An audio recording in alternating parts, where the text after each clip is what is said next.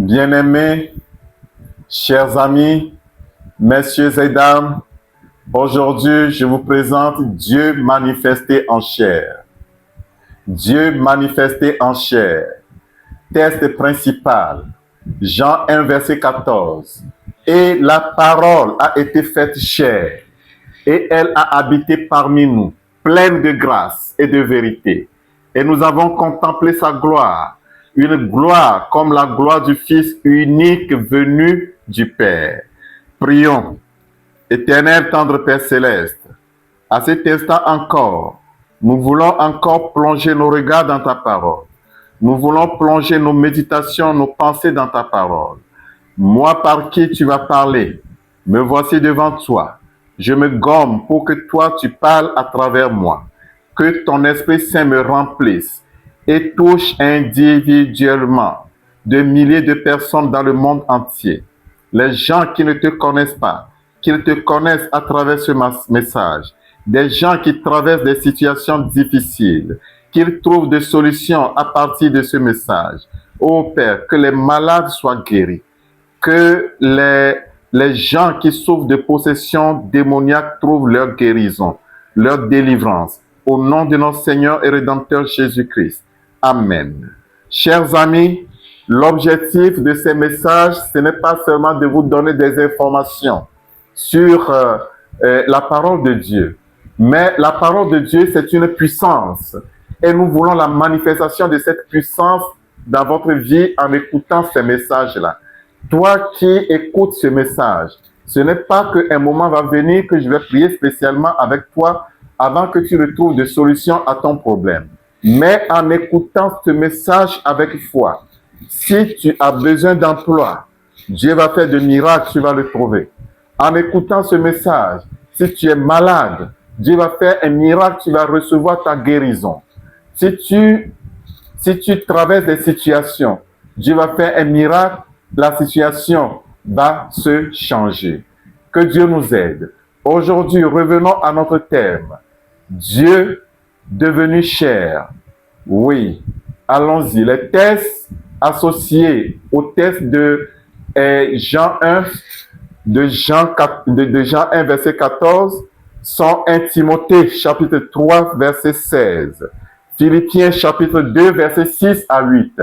Hébreux, chapitre 2, verset 14.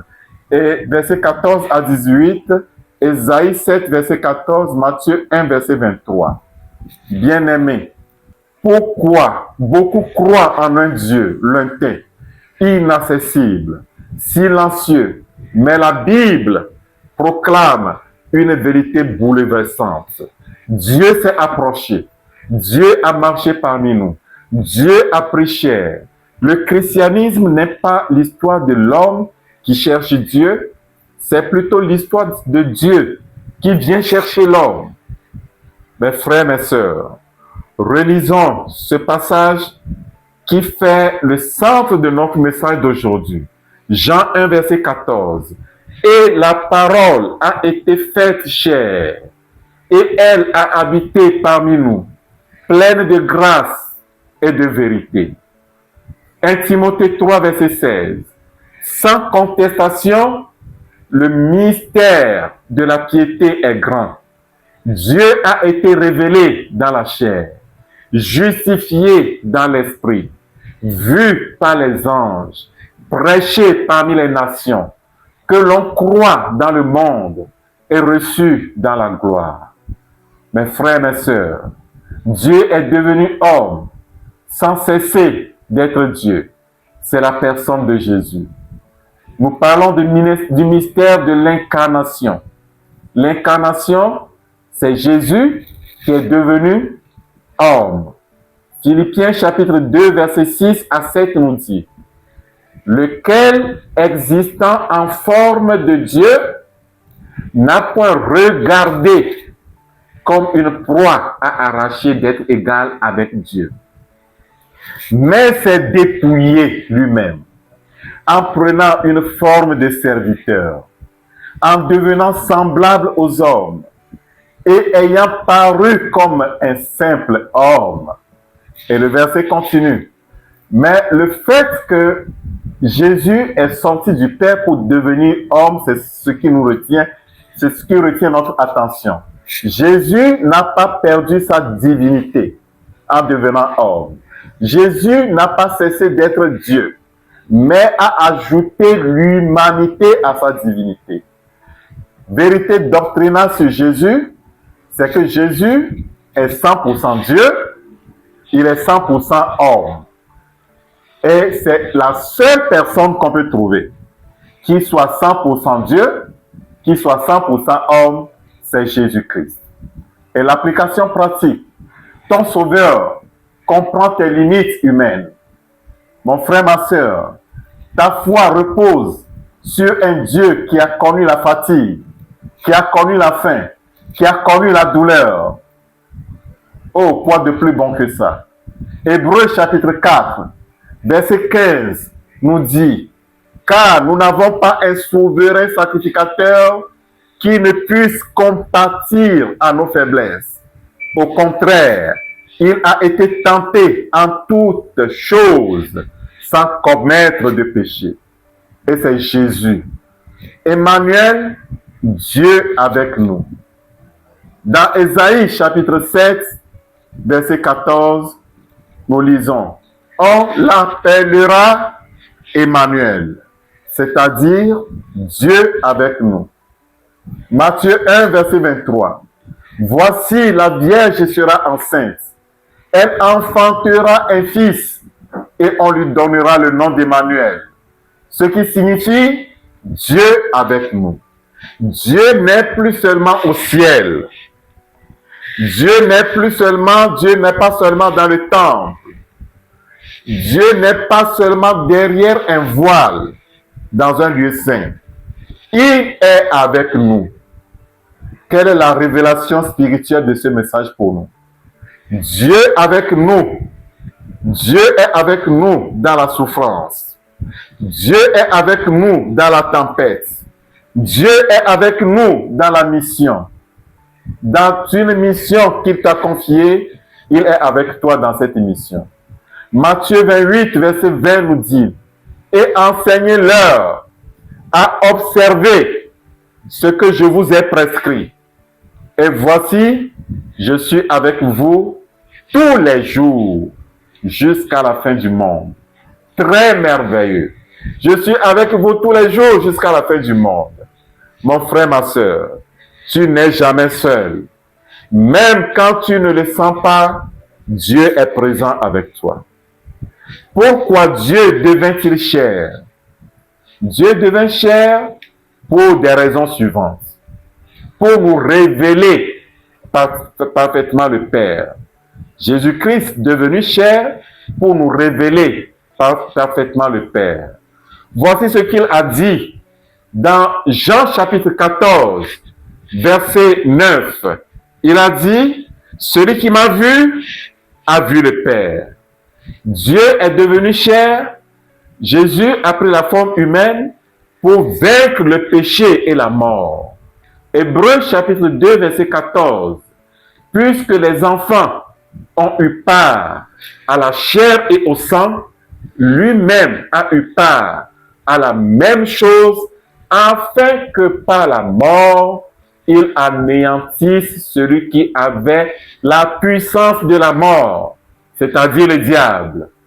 Jésus-Christ, Dieu est devenu chair pour devenir notre médiateur. 1 Timothée chapitre 2, verset 5. Un seul médiateur entre Dieu et les hommes, Jésus-Christ, homme.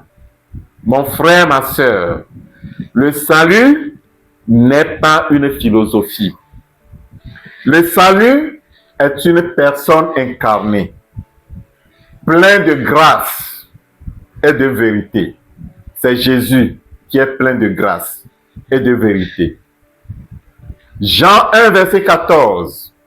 Comme c'est notre texte de base, nous y revenons et nous y revenons encore.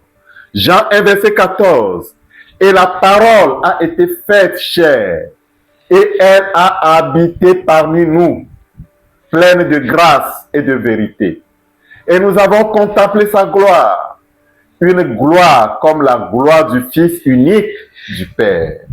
La grâce sans vérité produit le relâchement. La vérité sans la grâce produit la condamnation. Et Jésus apporte les deux. Alléluia. Voici la déclaration de l'apôtre Paul. Les Juifs demandent des miracles et les Grecs recherchent la sagesse. Mais nous prêchons Christ crucifié, scandale pour les Juifs et folie pour les païens. Mais puissance de Dieu et sagesse de Dieu pour ceux qui sont appelés tant juifs que grecs. Cela, nous le trouvons dans 1 Corinthiens, chapitre 1, versets 22 à 24. Explorons le contexte biblique de ce que nous venons de dire. Les Juifs vivaient dans l'attente des signes surnaturels. Quand nous lisons dans Matthieu chapitre 12, verset 38, on dit alors quelques-uns des scribes et des pharisiens prirent la parole et dirent, Maître, nous voudrions te voir faire un miracle.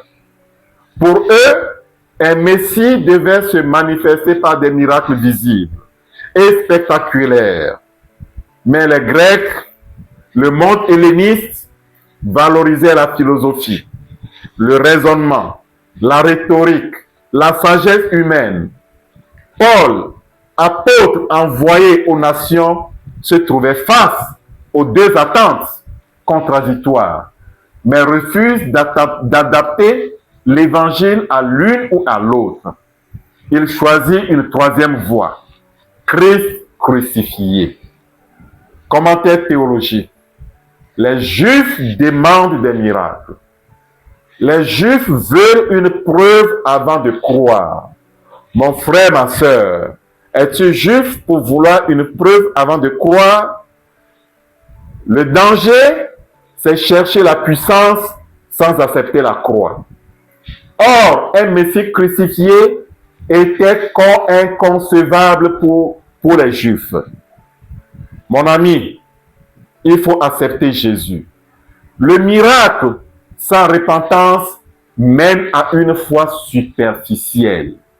Bien sûr, je veux que ces paroles produisent des miracles dans votre vie. Mais il faut la repentance. Les Grecs cherchent la sagesse. Ils veulent comprendre avant de croire. La croix paraît absurde, illogique, irrationnelle pour les Grecs. Le danger de cette philosophie, c'est mettre la raison humaine au-dessus de la révélation divine. Or, la raison humaine, c'est la folie devant Dieu. La sagesse humaine ne peut pas sauver l'homme. Tu veux comprendre. Alors qu'avec Dieu, ce n'est pas ça. Et Paul dit, nous prêchons Christ crucifié. Paul ne prêche ni une religion de miracle, ni une philosophie morale, mais une personne, Jésus-Christ, mort et ressuscité. Et c'est ce que je te prêche également. Et quand tu acceptes Jésus, le miracle dont tu as besoin, il le fera. La croix réunit la puissance et la sagesse de Dieu. Puissance, c'est victoire sur le péché et sur la mort. Sagesse, c'est le plan parfait de la rédemption. Et 4, la puissance de Dieu. Paul prêche la puissance de Dieu et sagesse de Dieu. Nous prêchons la puissance de Dieu et sagesse de Dieu. Ce que le monde rejette, Dieu l'a choisi. Ce que le monde méprise, Dieu l'a glorifié. La croix est le centre du message chrétien. Pas les signes, pas les discours brillants. Mon frère, ma sœur, quel type d'auditeur es-tu? Veux-tu le miracle avant d'accepter Jésus? Ou bien veux-tu un raisonnement philosophique? Accepte plutôt Christ, Jésus-Christ. Pour le croyant, Ne fonde pas ta foi uniquement sur les miracles. Ne cherche pas à tout comprendre aussi avant d'obéir. Attache-toi à Christ lui-même. Même quand la croix est difficile, attache-toi à Christ. Une foi solide repose sur la croix, pas sur les circonstances. Le prédicateur responsable chrétien, ce message t'est adressé. Résiste à la tentation de plaire aux attentes du public. Ne prêche pas un évangile édulcoré sans repentance. Prêchons Christ, même quand cela dérange. Même quand cela dérange, prêchons Christ. Le succès du message ne se mesure pas aux applaudissements, pas à la transformation des cœurs. Pour l'Église, ce message est également pour l'Église. Et quand je parle de l'Église, je ne parle pas d'une dénomination, mais de l'Église de Christ. Pour l'Église, l'Église n'est pas appelée à impressionner, mais à sauver. Les miracles confirment le message, mais ne le remplacent pas. La sagesse humaine peut éclairer, mais seule la croix libère. Jean chapitre 8, verset 11 nous dit, « Je ne te condamne pas, va et ne pêche pas. » Ici, c'est Jésus face à la femme, surprise en flagrant délit d'adultère, qu'on voudrait tuer. Et Jésus l'a sauvé de justesse. Application pratique, accueille la grâce qui sauve, marche dans la vérité qui libère. Mon frère, ma soeur, je te lance cet appel spirituel. Bien-aimé, Dieu s'est fait proche pour que tu n'aies plus peur de t'approcher. As-tu reçu Emmanuel dans ton cœur? As-tu reçu la parole? Est-ce que la parole habite-t-elle en toi? Apocalypse chapitre 3, verset 20 nous dit, « Je me tiens à la porte et je frappe. Veux-tu ouvrir? Laisse-moi prier avec toi pour que Dieu te donne la force d'ouvrir. Seigneur Jésus, parole faite chair, Emmanuel, Dieu avec nous, je te reçois pleinement dans ma vie et je veux que celui qui m'écoute aussi te reçoive. Merci parce que tu nous comprends.